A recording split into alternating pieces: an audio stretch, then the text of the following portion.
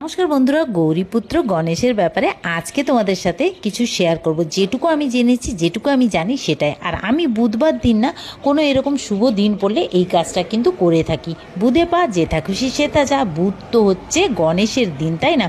আর গণেশ সবসময় খুশি হয় দুব্বোতে।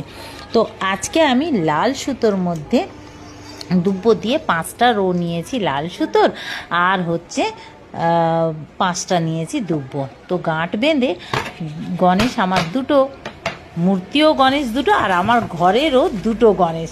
তো সেই জন্যই আমি নিয়েছি 3টে এরকম সুতো দিয়ে বেঁধে নিয়েছি। একটা মেন দরজায় দিলাম, আর দুটো গণেশ দুটো হাতে পরিয়ে দিলাম, ডান হাতে। আর সেগুলো আজকেই বিকেলে খুলে ছেলেদের হাতে পরিয়ে দেবো।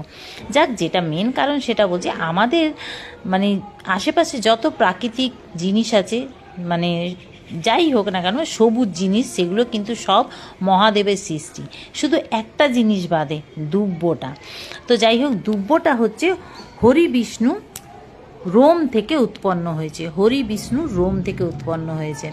তো দুব্বোটা সত্যি বলছি খুবই গণেশের প্রিয়। আর এই দুব্বো কিন্তু আগেকার দিনের লোকেরা যেখানে কেটে যেত, ব্যথা হতো, তার রস কিন্তু দিত। এখন এগুলো ভুলে গেছে। আর দুব্বো হচ্ছে মস্তিষ্ক ঠান্ডা রাখে আর ব্রেনে বুদ্ধি বাড়ায়, সেজন্য গণেশকে বুদ্ধির দেবতা বলে।